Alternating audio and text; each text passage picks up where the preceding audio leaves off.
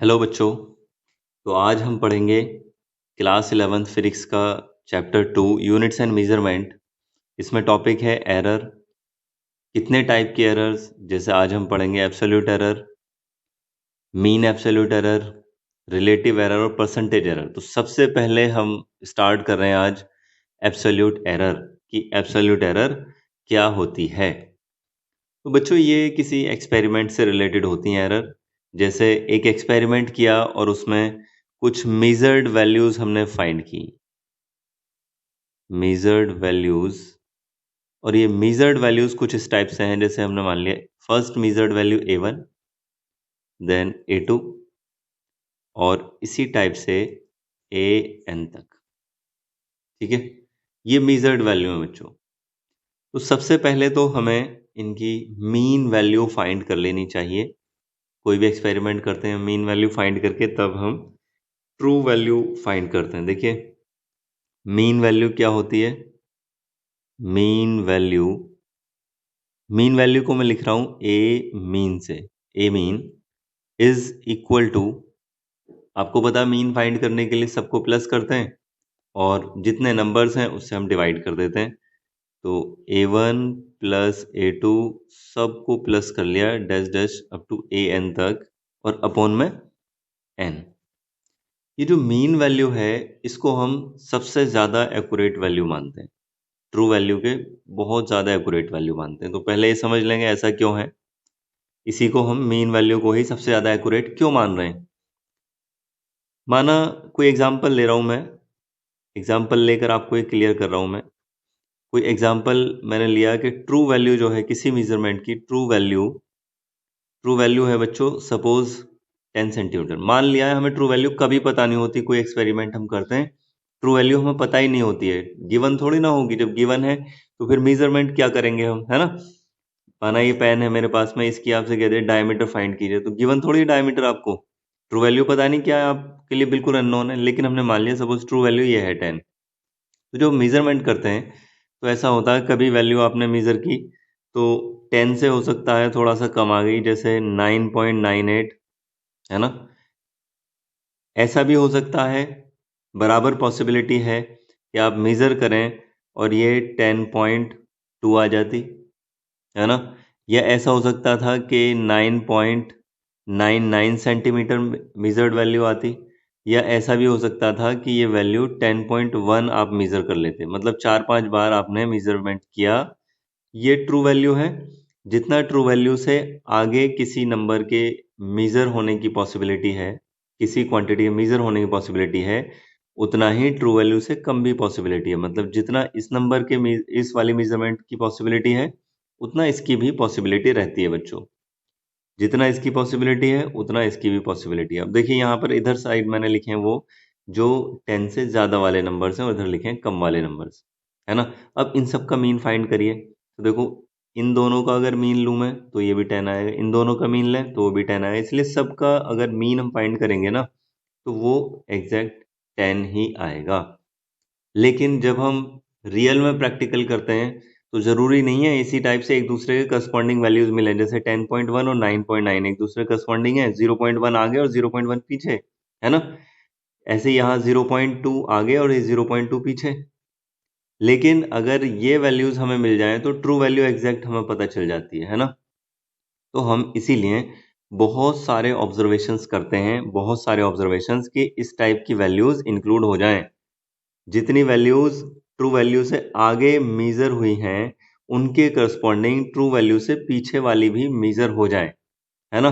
तब उस टाइम पर क्या होगा कि एवरेज जो है वो ट्रू वैल्यू के बराबर आ जाएगा, है ना। और ये कैसे एवरेज, मतलब मीन वैल्यू, ये मीन वैल्यू ट्रू वैल्यू के बराबर हो जाती है। तो इसीलिए हमारी कोशिश रहती है कि हम ज़्यादा से ज़्यादा नंबर ऑफ ऑब्जर्वेशंस फाइंड करें। इसीलिए मीन वैल्यू को बच्चों सबसे ज़्यादा एग्जैक्ट वैल्यू माना जाता है, सेंट्रल वैल्यू है, ट्रू वैल्यू के सबसे ज़्यादा क्लोज वैल्यू होती है। तो किसी भी एक्सपेरिमेंट में ऑब्जर्वेशंस करने के बाद सबसे पहले हमें ये मीन वैल्यू फाइंड करने को कहा जाता है। कोई भी टेबल है एक्सपेरिमेंट की, हम सबसे पहले मीन वैल्यू फाइंड कर रहे होते हैं, है ना। अब देखिए एब्सोल्यूट एरर क्या है। एब्सोल्यूट एरर का मतलब है कि ये जो हमारी मेजर्ड वैल्यू है ये और मीन वैल्यू में डिफरेंस कितना है। ये वाली वैल्यू इस वाली वैल्यू से कितना डिफर है। जैसे मैं लिख रहा हूं एब्सोल्यूट एरर इन मेजरमेंट A1, एब्सोल्यूट एरर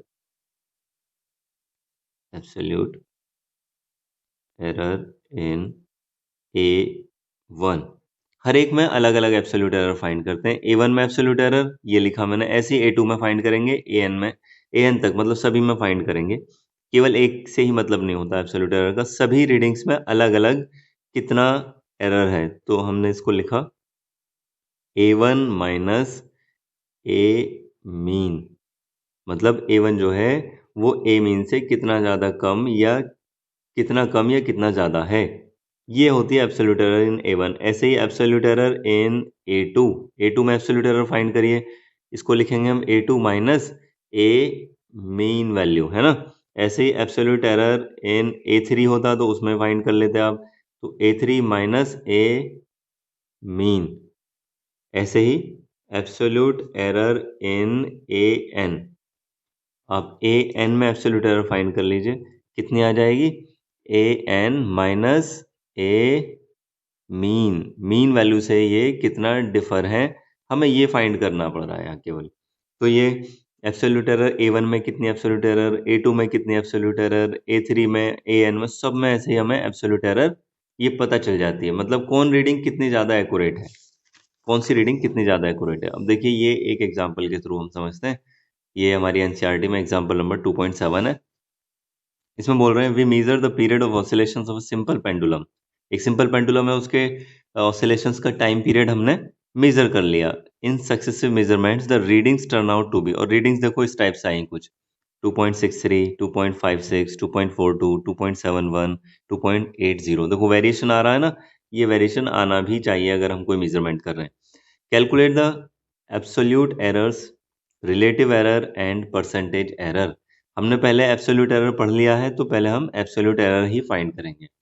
कैसे फाइंड करते हैं, सबसे पहले ट्रू वैल्यू फाइंड करें, मतलब मीन वैल्यू फाइंड करें। ट्रू वैल्यू तो नहीं है, मीन वैल्यू फाइंड करें। मैंने लिख दिया टी मीन, टाइम पीरियड की मीन वैल्यू, इन सब का प्लस देखो 2.63, 2.56, 2.42, 2.71 और 2.80। अपॉन में कितनी रीडिंग है, 1 2 3 4 5, 5 से डिवाइड कर दिया हमने, है ना। इन सबको प्लस करने पर ये आ रहा 13.12, और अपॉन में 5 कर दिया हमने, 5 से डिवाइड करने पर ये आया बच्चों 2.624 सेकेंड। अब यहाँ ध्यान देने वाली बात है, इसमें हमने डिवाइड किया, देखो यहाँ ये जो रीडिंग है इनमें कितने सिग्निफिकेंट फिगर तक हैं, 3 सिग्निफिकेंट फिगर्स हैं, है ना, 1 2 3, 1 2 3। तो रिजल्ट भी 3 सिग्निफिकेंट फिगर्स तक होना चाहिए, ये ऐसे एक डिजिट एक्स्ट्रा नहीं होनी चाहिए। ये एक डिजिट जो एक्स्ट्रा है इसको राउंड ऑफ करिए, देखो ये 4 5 से छोटा है ना, इसको अगर हम राउंड ऑफ करेंगे तो इससे एक नंबर, एक इस पे प्लेस पहले वाले डिजिट में कुछ हमें ऐड नहीं करना पड़ता, ना ही कुछ सब्ट्रैक्ट करना पड़ता। सब्ट्रैक्ट तो कभी करते भी नहीं है। खैर, ए मीन इज इक्वल टू, यहाँ हम लिखेंगे 2.62 सेकेंड, ये इसकी मीन वैल्यू आ गई, है ना। अब क्या करना है हमें, अब हमें फाइंड करना सभी में, इन वाली वैल्यूज में एब्सोल्यूट एरर्स कितनी कितनी है। देखो एब्सोल्यूट एरर के लिए क्या है, ये रहा एब्सोल्यूट एरर्स, देखो डेल्टा A1, डेल्टा लगाकर इसको शो करते हैं, ध्यान रहे डेल्टा लगाते हैं हमने। A1 का मतलब है फर्स्ट ऑब्जर्वेशन, और डेल्टा लगा दिया तो इसका मतलब हम इसमें एब्सोल्यूट एरर को रिप्रेजेंट कर रहे हैं। तो डेल्टा A1 इक्वल टू 2.63 जो मेजरमेंट थी माइनस मीन वैल्यू 2.62, ये पता चला 0.01 सेकेंड, मतलब जो मीन वैल्यू है उससे इतना ज़्यादा मेजरमेंट है इसमें। ऐसे ही डेल्टा A2 2.56 माइनस 2.62, ये माइनस में आया, इसका मतलब ये मीन वैल्यू से पीछे थी वैल्यू, कितना 0.06 सेकेंड। ऐसे ही delta A3 2.42 minus 2.62, delta A4 और डेल्टा A5। अब देखिए सबसे ज़्यादा एक्यूरेट कौन सी रीडिंग है, एक्यूरेसी पता चल गई सबसे ज़्यादा एक्यूरेट कौन सी थी, जिसमें सबसे कम डिफरेंस है। तो सबसे कम डिफरेंस देखो इसमें है, इस वाली पहली रीडिंग में, ये वाली 2.63 सबसे ज़्यादा एक्यूरेट थी, मतलब मीन वैल्यू के सबसे ज़्यादा क्लोज वैल्यू है ना, जो ज़्यादा क्लोज है वो सबसे ज़्यादा एक्यूरेट वैल्यू है, इसमें एरर बहुत कम है। और सबसे ज़्यादा दूर, मतलब सबसे कम एक्यूरेसी किसकी है, सबसे कम एक्यूरेसी देखो इसकी है 0.20 सेकेंड। हमें हर एक रीडिंग का अलग अलग यहाँ पता चल जाता है किसमें कितनी ज़्यादा एक्यूरेसी है ना। अच्छा अब इधर आ जाते हैं, ये इसके सिंबल में लिख देता हूँ, देखो A1 में absolute error delta A1, A2 में एब्सोल्यूट एरर, इसको डेल्टा A2 कहेंगे, इसको डेल्टा A3 कहेंगे और dash dash delta AN। nth reading में एब्सोल्यूट एरर डेल्टा AN, ठीक है। अब बच्चों बात आती है मीन एब्सोल्यूट एरर क्या होती है। मीन एब्सोल्यूट एरर का मतलब है इन्हीं सभी वैल्यूज का मीन ले लीजिए, है ना। लेकिन इस टाइम में ध्यान रहे कि इनकी हमें मैग्नीट्यूड्स का मीन लेना होता है। देखिए mean absolute error, mean absolute error क्या मतलब होता है इसका? Mean of the magnitudes, mean of the magnitudes of absolute errors, absolute errors, जितनी भी एब्सोल्यूट एरर्स हैं उनके मैग्नीट्यूड्स का मीन। और इसके लिए बच्चों सिंबल होता है डेल्टा, लगा कर लिखते हैं डेल्टा ए मीन, मतलब जो ये डेल्टा वाली रीडिंग्स ये वाली आई हैं हमारी, इनका mean delta A mean is equal to delta A1 का मैग्नीट्यूड प्लस डेल्टा A2 का मैग्नीट्यूड प्लस डेल्टा AN का magnitude upon number of values. तो यहाँ से हमें एक मीन एरर पता चल जाती है कि ये जो सारी वैल्यूज थी, ये जो सारी एरर्स थी, इनकी एक मीन वैल्यू क्या है। और फिर रिजल्ट लिखने का हमेशा हमारा एक तरीका है, एक मेथड है। क्या मेथड है? इस टाइम पर हम मेजरमेंट को ऐसे लिखते हैं कि मेजरमेंट इज इक्वल टू, देखो सबसे पहले लिखेंगे मीन वैल्यू,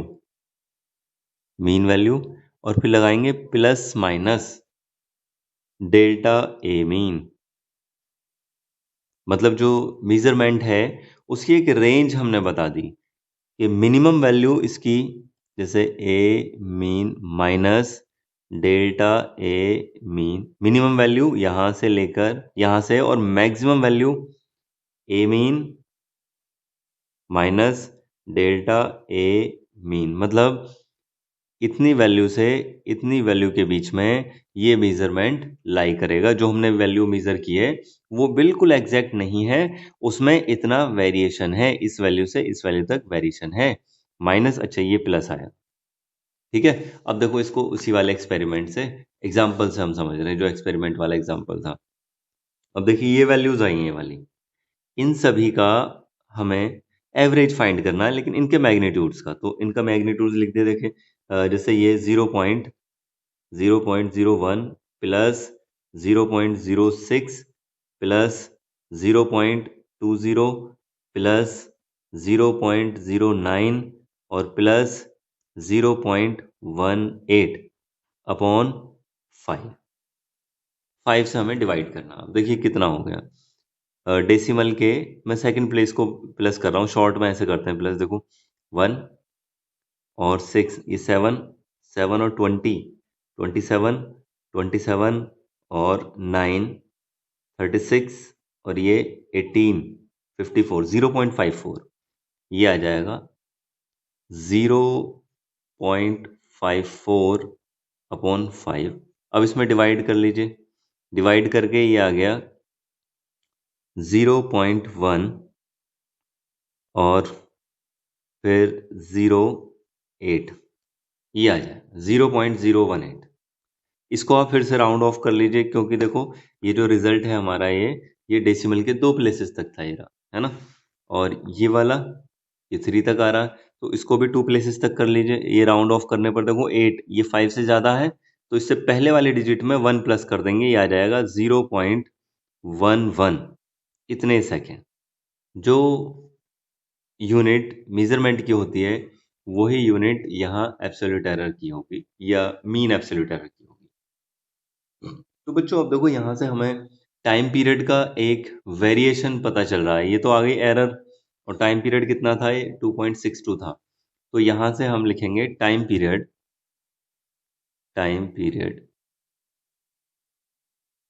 इस टाइप से बताएंगे हम कि 2.62 प्लस माइनस 0.11 सेकेंड, अब देखिए बच्चों, जब हम यहाँ प्लस और माइनस करेंगे इसको, तो एक वैल्यू माइनस करने पर एक वैल्यू प्लस करने पर आएगी। लेकिन अब ध्यान से देखिए जरा, इसमें डेसिमल के दो प्लेसेस पर नॉन जीरो डिजिट है। देखो यहाँ भी और यहाँ भी नॉन जीरो डिजिट है ना। इसका मतलब इस वाले मेजरमेंट में, इस वाली मीन वैल्यू में डेसिमल के जस्ट बाद वाली डिजिट पर भी वेरिएशन है और इससे नेक्स्ट वाली पर भी वेरिएशन आएगा, है ना। दोनों डिजिट्स पर वेरिएशन आ रहा है जब हम प्लस माइनस कर रहे हैं। इसका मतलब देखो, मेजरमेंट में जो दो वैल्यूज में मेजरमेंट किसी मेजरमेंट की दो डिजिट में अगर वेरिएशन आने की पॉसिबिलिटी है, तो इसका मतलब ये डिजिट्स अनसर्टेन डिजिट्स हैं। मतलब इस मेजरमेंट में दो अनसर्टेन डिजिट दिखाई दे रही है हमें, है ना। तो हम क्या कर सकते हैं बच्चों, इस टाइम हमें पता है कि कभी भी अनसर्टेन डिजिट एक से ज्यादा नहीं होनी चाहिए। हमेशा अनसर्टेन डिजिट एक ही होनी चाहिए, दो तीन चार अनसर्टेन डिजिट नहीं होनी चाहिए। तो हम इनको फिर से वन वन डेसिमल प्लेस तक फिर से राउंड ऑफ कर देंगे। तो मेजर्ड, इसको हम लिखेंगे, टाइम पीरियड को हम लिखेंगे फाइनली 2.6। यहाँ ये जो 2 है इसको राउंड ऑफ कर दिया। 5 से कम है तो इसमें कुछ नहीं करना, मैं 5 से ज्यादा होता तो 1 प्लस कर दे, जैसे यहाँ किया था हमने 1 प्लस, यहाँ 0.11 हो गया था, है ना। और प्लस माइनस, अब इसको राउंड ऑफ करो, इसको भी 1 है तो यहाँ कुछ प्लस नहीं करना, 0.1 सेकेंड ये आएगा टाइम पीरियड। मतलब इस सिंपल पेंडुलम का जो टाइम पीरियड है वो 2.5 सेकेंड से 2.7 सेकेंड की एक रेंज का है। इस रेंज में जो टाइम पीरियड है वो लाई कर रहा है। ये हमें पता चल रही है कि जो हमारी एग्जैक्ट ये जो वैल्यू है 2.6, इसमें इतना वेरिएशन है ना, इसमें इतना वेरिएशन। यहाँ ये जो रीडिंग है, ये जो हमने रीडिंग्स लिए हैं, इन वाली रीडिंग से अब हमारा मतलब नहीं है। अब हमारा मतलब है कि ये जो वैल्यू हम बता रहे हैं 2.6, इस ये जो ट्रू वैल्यू हम बता रहे हैं, मीन वैल्यू जो बता रहे हैं, टाइम पीरियड जो हमने मेजर किया है, इसमें इतना वेरिएशन हो सकता है, इतनी एक्यूरेसी है। ये जो इंटरवल हमें पता चला है, एक जो रेंज पता चली है, जितनी कम होगी इसका मतलब जो मेजरमेंट किया है वो उतना ज़्यादा एक्यूरेट है, और ये रेंज जितनी ज़्यादा होगी इसका मतलब एक्यूरेसी उतनी ही कम है। तो एक रेंज हमें पता चल गई, ये जो टाइम पीरियड है ये इस रेंज तक एक्यूरेट है, इस रेंज में वैल्यू लाई कर रही है ना। चलिए अब देखते हैं हम नेक्स्ट, रिलेटिव एरर। देखिए भाई, रिलेटिव एरर, रिलेटिव एरर क्या बच्चों, हमने लिखा है मेजर्ड वैल्यू को इस टाइप से कुछ, measured value is equal to, क्या लिखा हमने, A mean plus minus delta A mean, है ना। तो रिलेटिव एरर का मतलब है कि ये जो एरर है ये मीन वैल्यू की कितने टाइम्स है। तो रिलेटिव एरर क्या होगी, रिलेटिव एरर, रिलेटिव एरर हो जाएगी delta A mean upon A mean, इसको बोलते हैं बच्चों रिलेटिव एरर, ठीक है। और परसेंटेज एरर कैसे, क्या होती है परसेंटेज एरर, इसी को परसेंटेज में लिख दीजिए। मतलब ये जो एरर है ये वाली, ये मीन वैल्यू की कितने परसेंट है, percentage error is equal to delta A mean upon A mean into 100%। मतलब इसी में 100% से मल्टीप्लाई कर दीजिए, यही परसेंटेज एरर में कन्वर्ट हो जाती है। अब देखिए इसी वाले अपने एक्सपेरिमेंट वाले एग्जांपल में ही, इसमें अब हम फाइंड करना चाहते हैं। देखो ये वैल्यू आई है 2.6 प्लस माइनस 0.1 सेकेंड। अब हम इसमें रिलेटिव एरर और परसेंटेज एरर फाइंड करना चाहते हैं। देखिए जरा, रिलेटिव एरर,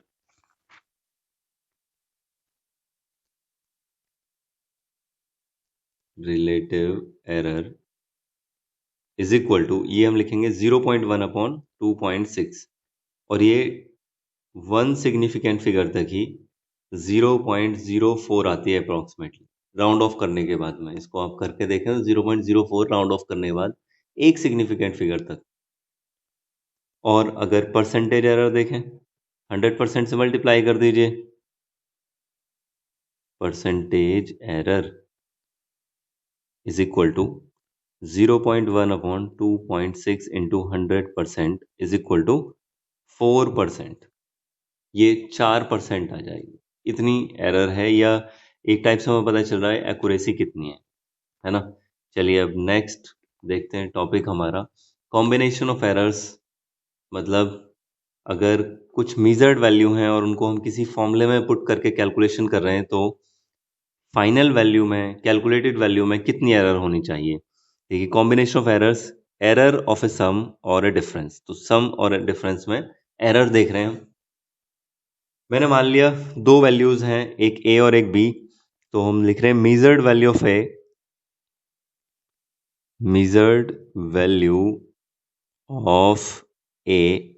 ए में ए की जो मीजर्ड वैल्यू है उसको मैं लिख रहा हूं ए प्लस माइनस डेल्टा ए। ए मीन वैल्यू और ये मीन एब्सोल्यूट एरर, जैसे अभी हमने पढ़ा है mean absolute error delta a. ऐसे ही measured value of b is equal to b plus minus delta b. Delta b mean absolute error है और बी मीन वैल्यू है, और आपसे कह रहे हैं कि इस फॉर्मूले में रखकर कैलकुलेट करिए z equal to A plus B. मतलब इन दोनों को प्लस करिए और z में mean absolute error, maximum mean absolute error कितनी होगी, मैक्सिमम पॉसिबल एरर जो है z में वो कितनी होगी ये बताइए। तो बच्चों इसमें क्या करेंगे, वैल्यू पुट कर लेंगे। देखो इसमें थोड़ा सा ये छोटा सा डेरिवेशन, बहुत सिंपल सा।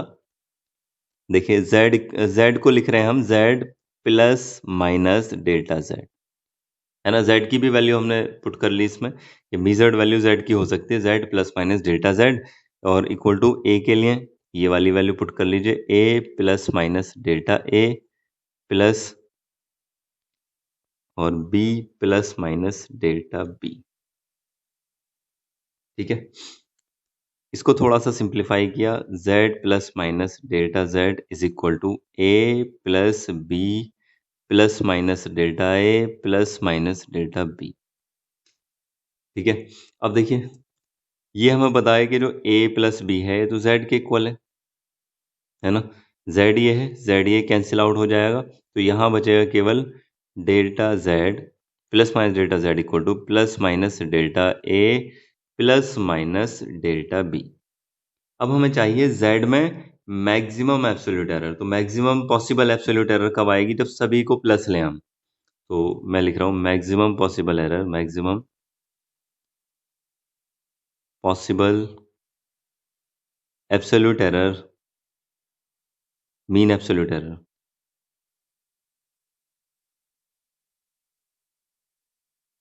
इन z,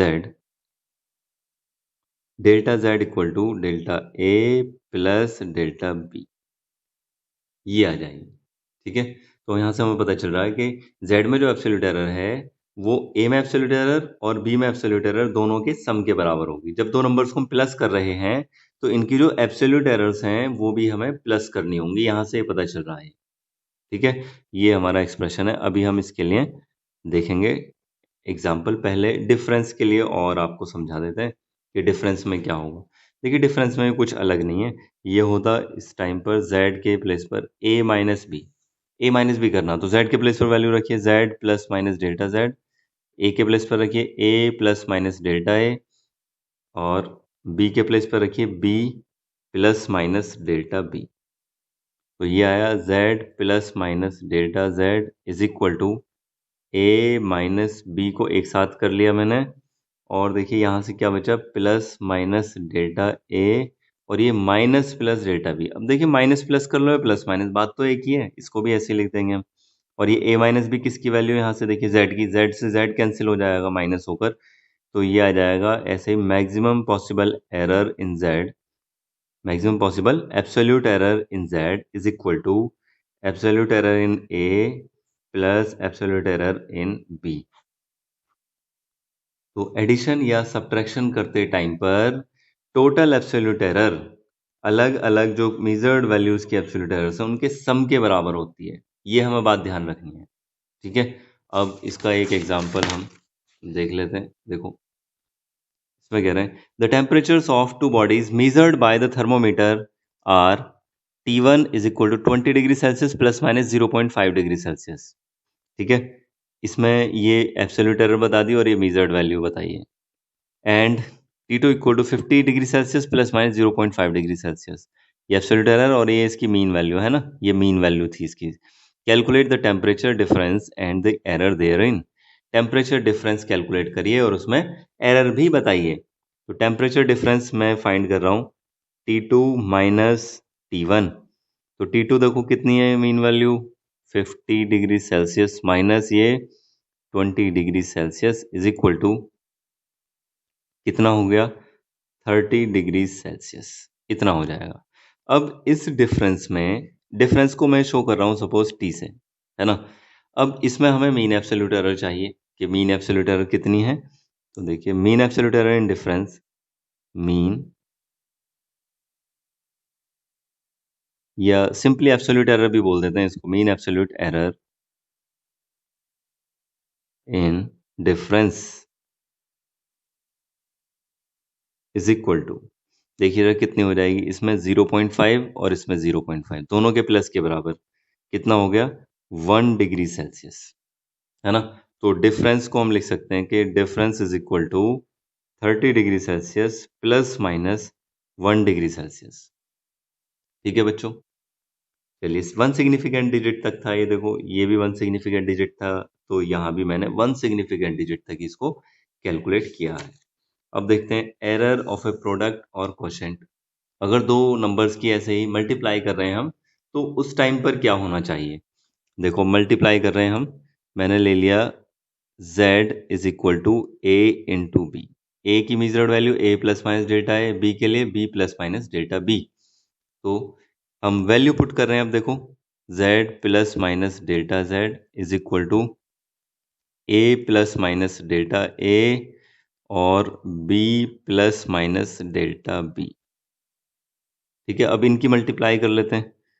तो a की मल्टीप्लाई पहले b में की, तो ए बी, अब प्लस माइनस है तो प्लस माइनस, ए की मल्टीप्लाई इसमें करिए ए इंटू डेल्टा बी, अब इसकी मल्टीप्लाई करिए इसमें प्लस माइनस डेल्टा ए इंटू ये बी हो गया, और इसकी मल्टीप्लाई इसमें करिए तो plus delta A into delta B, और ये आ गया z plus minus delta z। ठीक है, अब देखिए अगर मैं इससे इसको कट कर दूं तो यहाँ कोई भी एरर वाली टर्म नहीं बन रही क्लियर। तो मैं क्या कर रहा हूँ, यहाँ लेफ्ट साइड में z से डिवाइड और राइट साइड में ए बी से डिवाइड कर रहे हैं। मैं लिख देता हूँ dividing by z in LHS and A be in RHS।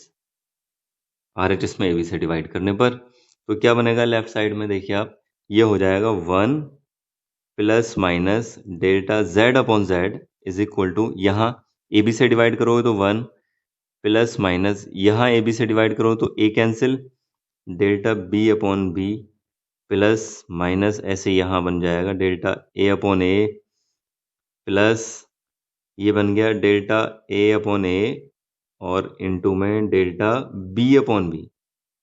ठीक है, अब देखिए इस 1 से ये वाला 1 कैंसिल हो जाएगा। एक ये वाली टर्म भी जरा ऑब्जर्व करिए बच्चों, ये जो टर्म है इसमें ये वाली रिलेटिव एरर और एक ये वाली रिलेटिव एरर, इन दोनों की मल्टीप्लाई है। रिलेटिव एरर आपको पता है बहुत ही कम होती है, वेरी वेरी स्मॉल होती है रिलेटिव एरर, है ना। तो इनकी मल्टीप्लाई और भी ज़्यादा छोटी हो जाएगी, जैसे हमने इस वाले अपने एग्जाम्पल में देखा था, वो 0.04 बहुत कम थी। इसका अगर आप इसी में मल्टीप्लाई कर लो, ये डेसिमल के 2 प्लेसेस में 4 प्लेसेस तक आएगी, मतलब ये बहुत छोटी वैल्यू है, इसलिए हम इसको इग्नोर कर सकते हैं। तो हम लिख रहे हैं ignoring delta a upon a into delta B upon b, ये टर्म बहुत छोटी हो जाएगी, तो यहाँ ये आ जाएगा delta z upon z is equal to delta a upon a, maximum के लिए कैलकुलेट कर रहे हैं तो सभी चीज़ प्लस ले रहा हूँ मैं, plus delta B upon B. Relative error in Z is equal to the sum of relative error in A and relative error in B. मतलब प्रोडक्ट में मल्टीप्लाई करते टाइम पर क्या हो जाता है, जो फाइनल रिलेटिव एरर है वो अलग अलग रिलेटिव एरर्स के सम के बराबर होती है। लेकिन प्लस और माइनस करते टाइम पर क्या था, यहाँ एब्सोल्यूट एरर्स प्लस हो रही थी। देखो ये इसमें यहाँ एब्सोल्यूट एरर्स का सम एब्सोल्यूट एरर के बराबर था प्लस या माइनस करते टाइम पर। लेकिन मल्टीप्लाई करते टाइम पर हम देख रहे हैं relative error, final relative error is equal to the sum of relative errors in both numbers, both measurements. ठीक है, अब अगर हम डिवाइड करें, डिवाइड में फाइंड करें तो उसके लिए भी ऐसे कर सकते हैं। मैंने ले लिया z equal to A upon B. ठीक है, ए और बी की वैल्यू पुट कर रहे हैं। ए के लिए value a plus minus delta A, B के लिए b plus minus delta B. अब देखिए मैंने ऊपर न्यूमरेटर से a कॉमन ले लिया, डिनोमिनेटर से b कॉमन ले लिया और z की तो वैल्यू रखी नहीं। नेक्स्ट स्टेप में करना था बच्चों, ये इसमें नहीं करना था, वरना फिर देखो LHS में वैल्यू नहीं रखी, RHS में वैल्यू रख दी है। z plus minus delta z is equal to a plus minus delta a upon b plus minus delta b। अब देखो इसमें a से डिवाइड, इसमें b से डिवाइड करके लिख रहे हैं, मतलब कॉमन लेकर लिख लिया मैंने बस। a plus minus delta a upon a, देखो ये बन गई रिलेटिव एरर वाली टर्म, 1 आएगा। अपॉन में b कॉमन ले लिया तो 1 plus minus delta b upon b। ठीक है, ऐसे ही LHS में से भी हमने कॉमन लेकर लिख लिया। तो LHS में कॉमन लेने पर z into 1 plus minus delta z upon z, और इधर क्या बन गया है, इसको ऐसे लिख लिया अब मैंने a अपॉन b, और यहाँ 1 plus minus delta a upon A upon में 1 plus minus delta b upon b। ये अब देखिए यहाँ ये z की वैल्यू है ab, इससे ये कैंसिल हो जाएगा और इसको मैं कुछ इस टाइप से लिख सकता हूँ कि 1 plus minus delta a upon a, और यहाँ 1 plus minus delta b upon b की होल पावर -1। अब देखिए इस वाली टर्म को हमें सिंप्लीफाई करना है, इस वाले ब्रैकेट को। तो कैसे करें, एक बाइनोमियल थ्योरम होती है बच्चों। बाइनोमियल थ्योरम क्या होती है, बाइनोमियल थ्योरम ये होती है बच्चों, 1 प्लस एक्स का whole n approximately equal to 1 plus N X होता है। n की यहाँ मल्टीप्लाई हो जाएगी। इसके लिए कंडीशन ये है बाइनोमियल थ्योरम के लिए कि जो x है, x की वैल्यू 1 से बहुत छोटी होनी चाहिए, तभी हम इसको अप्लाई कर सकते हैं। और हमें पता है ये डेल्टा b अपॉन बी तो 1 से बहुत छोटा है, देखो यहाँ 1 है ऑलरेडी, और ये डेल्टा b अपॉन बी तो 1 से बहुत ही ज़्यादा छोटा होता है। तो अच्छी बात है, यहाँ हम इसको अप्लाई कर सकते हैं। नाम क्या है इस थ्योरम का, binomial theorem. Binomial theorem apply किया हमने, ये आ जाएगा बच्चों 1 plus minus delta z upon z is equal to ये वाला 1 plus minus delta a upon a, ये ब्रैकेट, और देखिए नेक्स्ट वाले में पावर की यहाँ मल्टीप्लाई कर दीजिए 1 minus plus delta b upon b। बात तो एक ही, प्लस माइनस लिख लो या माइनस प्लस लिख लो, है ना, बस एक वेरिएशन ही बता रहा है कि इस रेंज से इस रेंज तक वेरिएशन होना चाहिए। अब इनकी आप मल्टीप्लाई कर लीजिए दोनों ब्रैकेट्स की, तो यहाँ से हमें कुछ रिजल्ट मिल जाएगा, delta z upon z is equal to, देखो 1 की 1 में मल्टीप्लाई 1 की इसमें मल्टीप्लाई करिए minus plus delta b upon b, इसकी आप 1 में मल्टीप्लाई कर लीजिए अब, plus minus delta a upon a, और इसकी इसमें मल्टीप्लाई कर लीजिए तो minus delta a upon a into delta b upon b। यहाँ फिर से बच्चों ये वाली टर्म वेरी स्मॉल है, इसको हम इग्नोर कर देंगे, 1 से यहाँ 1 कैंसिल हो जाएगा। तो देखिए सिंप्लीफाई होके बचा delta z upon z equal to, maximum error के लिए ले रहे हैं तो सभी प्लस ले लिए मैंने, plus delta b upon b। हमें पता चल गया मैक्सिमम, भाई इससे ज़्यादा एरर नहीं हो सकती है, मैक्सिमम वैल्यू हमने फाइंड कर दी है कि मैक्सिमम वैल्यू है, इससे ज़्यादा एरर नहीं हो सकती। तो यहाँ भी यही पता चल रहा है, देखो मल्टीप्लाई में भी यही था कि relative error in product is equal to the sum of the relative error in multipliers. ऐसे यहाँ पता चल रहा है relative error in quotient is equal to the sum of the relative errors in dividend, है ना। अब बच्चों इसका एक एग्जांपल देखते हैं, ये इसका एग्जांपल है।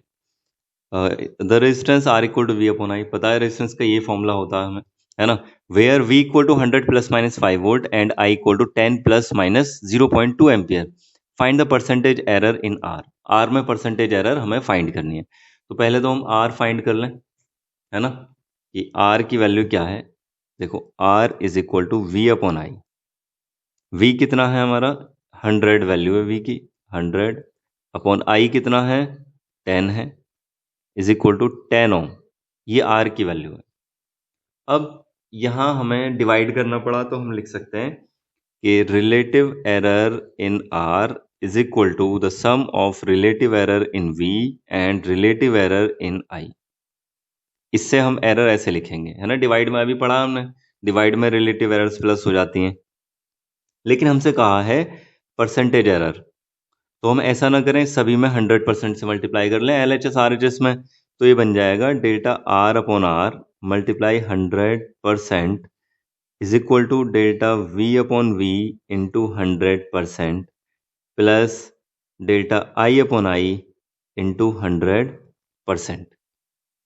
ठीक है, अब यहाँ वैल्यू पुट कर लेनी चाहिए हमें। डेल्टा R की वैल्यू नहीं, ये तो हमें फाइंड ही करना है LHS, तो परसेंटेज एरर डेल्टा V देखो ये रहा V 5 अपॉन V कितना 100 इंटू 100% प्लस डेल्टा I कितना था 0.2 अपॉन I कितना है 10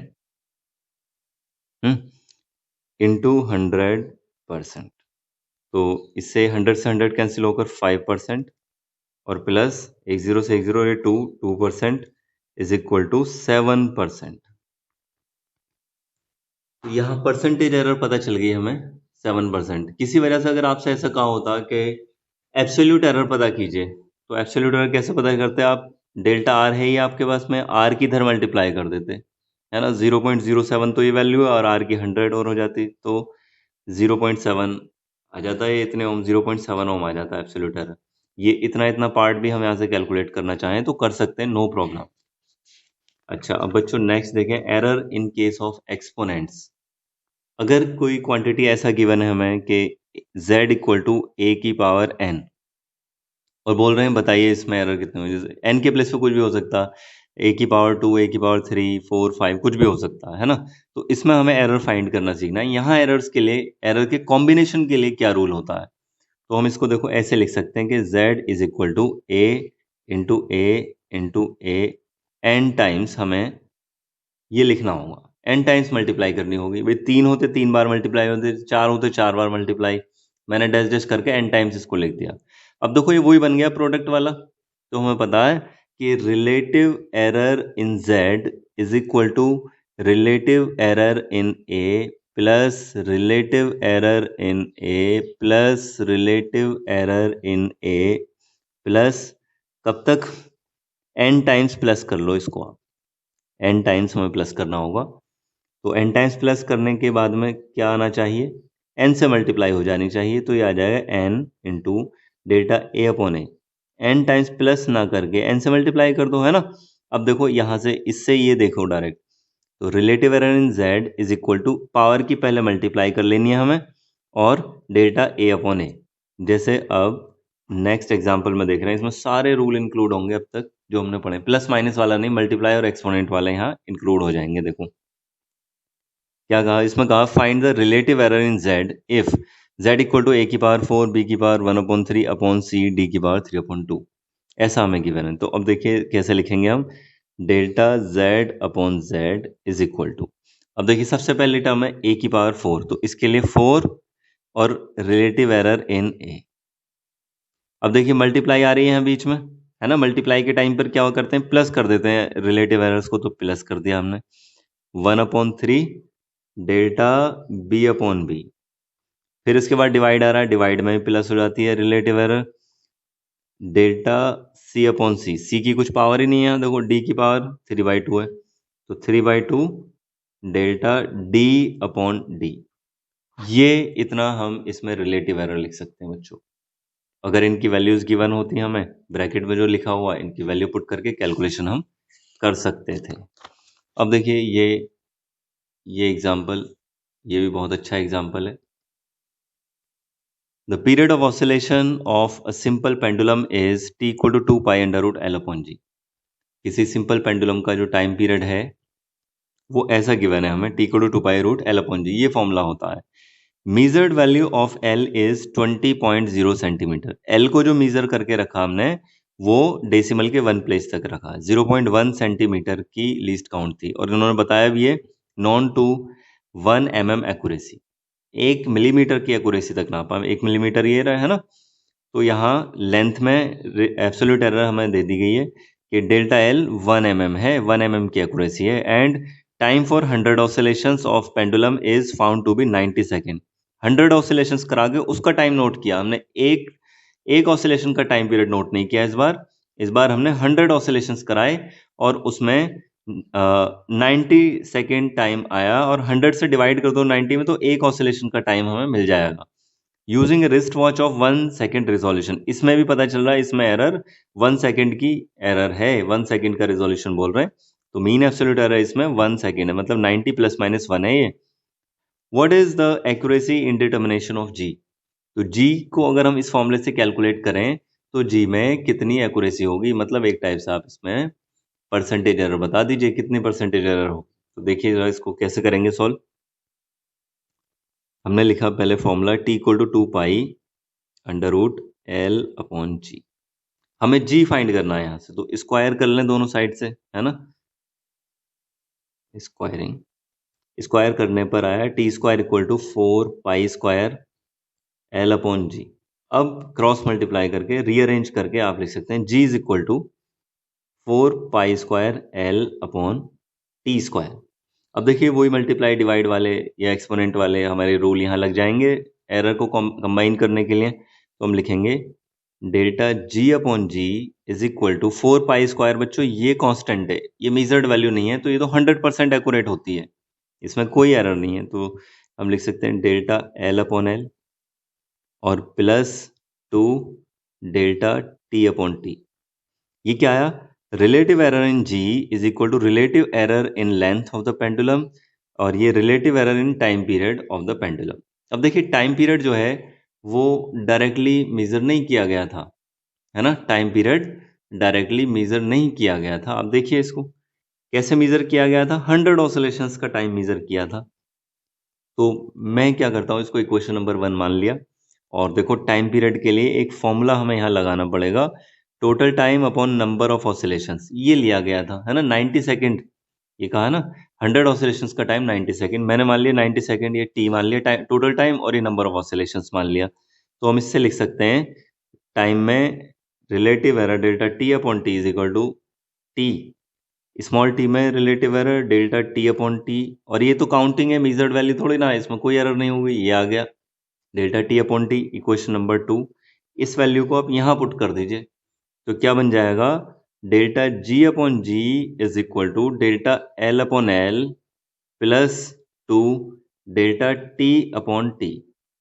अब देखिए परसेंटेज एरर में अगर लिख रहे हैं तो 100% से हम इसमें मल्टीप्लाई कर देंगे, delta g/g into 100% equal to delta L/L into 100% plus 2 delta t/t into 100%। ये ठीक है। अब वैल्यू रखिए जरा, परसेंटेज एरर इन जी, देखो डेल्टा एल कितना था, 1 mm बता रहे हैं, है ना, ये सेंटीमीटर है, दोनों की सेंटीमीटर है 0.1, तो यह आ जाएगा 0.1 अपॉन एल था 20 into 100% plus 2 delta T, time में कितना रिजोल्यूशन बता रहे हैं, 1 सेकेंड का बताया था, ये 1 सेकेंड का रिजोल्यूशन है, तो इसको लिया हमने 1 अपॉन टोटल टाइम कितना मेजर किया था 90 सेकेंड्स, 90 इंटू 100%, है ना बच्चों। अब इसको आप कैलकुलेट कर सकते हैं, ये वैल्यू लगभग 3% आ जाएगी, 1 डेसिमल प्लेस तक या 1 सिग्निफिकेंट फिगर तक हमने इसको कैलकुलेट कर लिया, ये 3% आ जाएगी परसेंटेज एरर इन जी। ठीक है, कैलकुलेशन आप कर सकते हैं। यहीं रोक रहे हैं आज बच्चों, थैंक यू।